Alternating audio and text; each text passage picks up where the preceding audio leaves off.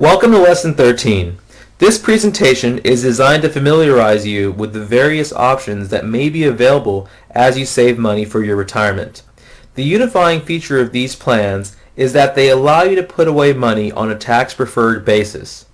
You have the option to either deduct the contribution from your taxable income today in exchange for tax-deferred growth and taxable income later, or you can pay the taxes today in exchange for tax-free income down the road.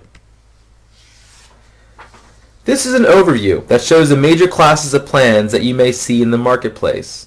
We will go over each of these levels, showing you the differences. However, this is not an exhaustive survey of the topic. It will only touch upon the major possibilities. In most general sense, there are two major types of retirement plans: company plans and individually owned plans. Company-sponsored plans are prepared by a business for the benefit of the employee to conform with government rules. An example of this would be a 401k or pension. Individual plans can be adopted by any individual. They're also known as individual retirement accounts or annuities. With individual plans, the individual can choose among the hundreds of private companies that offer them and serve as trustee as a plan. This means that you can open up an IRA or individual account with any sort of financial institution, such as a bank, a wirehouse like a Merrill Lynch or Morgan Stanley, Fidelity.com, things of that sort, or an insurance company. Any company that offers the individual retirement plan, an IRA. Now, there are two types of company plans: defined benefit plans and defined contribution plans. Let's talk about them first. Looking at defined benefit plans, interestingly enough, one is called specifically a defined benefit plan. This is a classic pension plan of generations past. You work for a company, let's say for 30 years, and you get a guaranteed pension for the rest of your life. These are called defined benefit plans because the benefit in the future is defined. The benefit to the employee, that is defined. These have lost favor with many private companies because of the cost as well as the liability and responsibility to invest. Underperformance of an investment is made up by the employer. But these are still very much in play in today's public sector, like government plans. In a cash balance plan, the company makes contributions based upon salary and the return on investment. At retirement, the employee receives the accumulated benefit as their own property. Again, I want you to think defined benefit plan means the benefit is defined. Defined contribution plans are now the primary company-sponsored plans in the marketplace. They may be funded either by employee salary deferrals and or employer contribution and matching. The unifying factor around defined contribution plans is that the amount of contribution that can be made is limited, meaning it's defined. The balance in the plan is the property of the employee, and the employee is responsible for how it is invested and distributed. This means, again, that the contribution that you can make is defined. That's why it's called a defined contribution plan. The maximum contribution is defined. The employee or participant has the responsibility to invest their own money. Therefore, the benefit in the future may potentially be unlimited. There are vesting rules associated with the company contribution and withdrawn if that may be withdrawn if the company leaves before. There are vesting rules associated with the company's contribution that the employer may claw back that money if the employee leaves before becoming fully vested. And there are specific rules on their withdrawals. Vesting simply means percentage of ownership.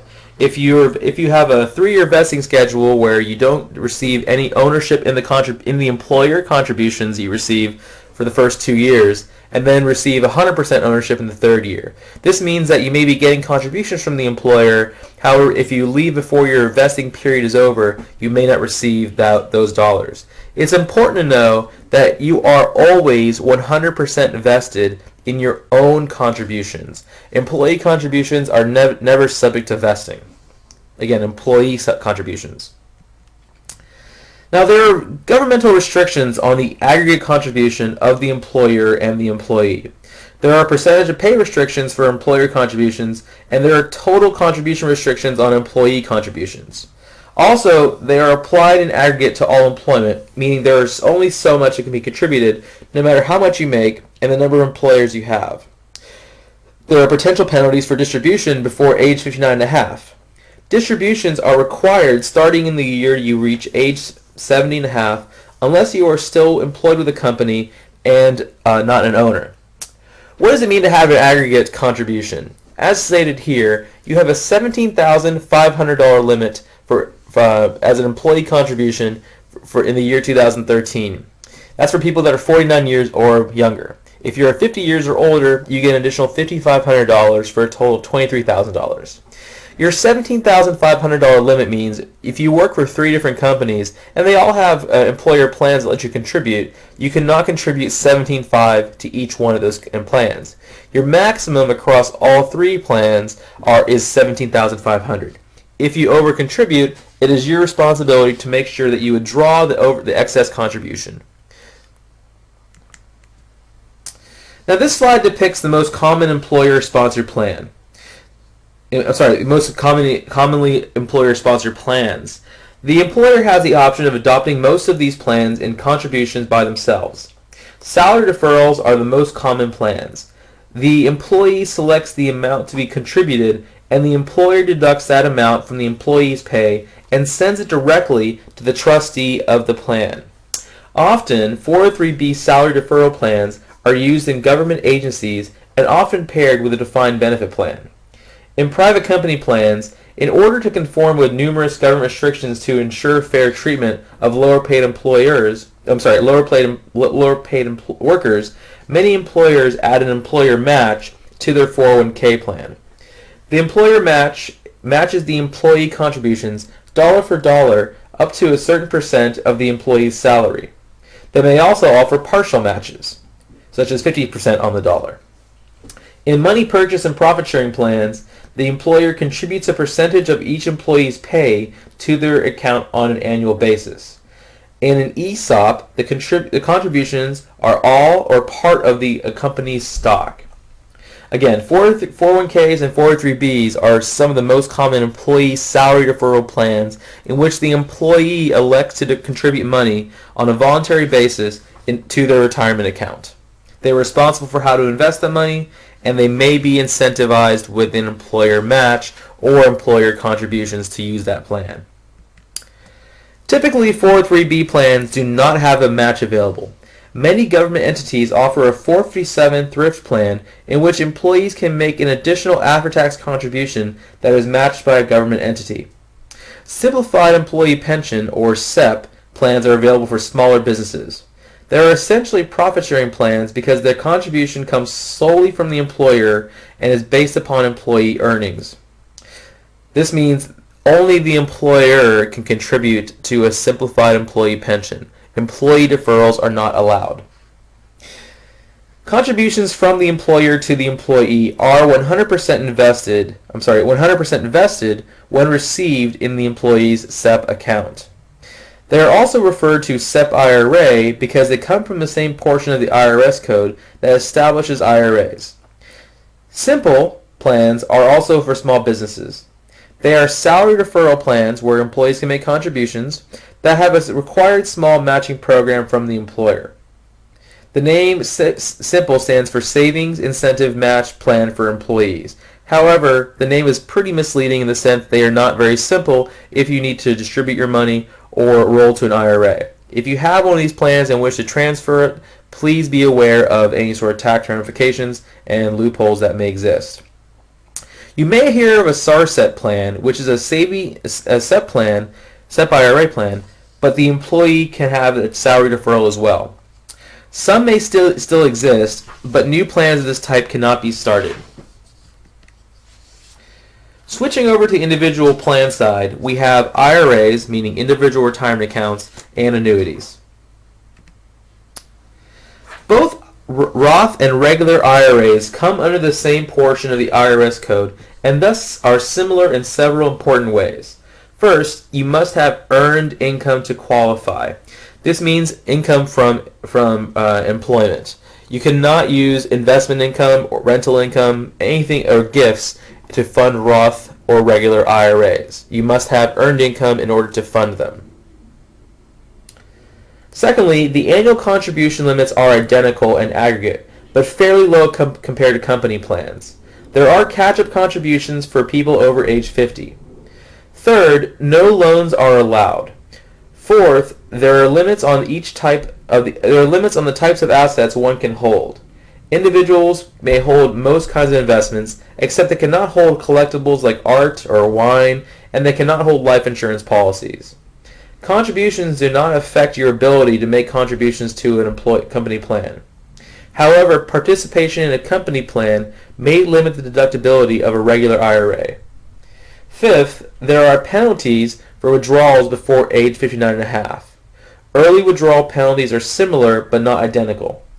Lastly, the exceptions to early withdrawal penalties are very similar.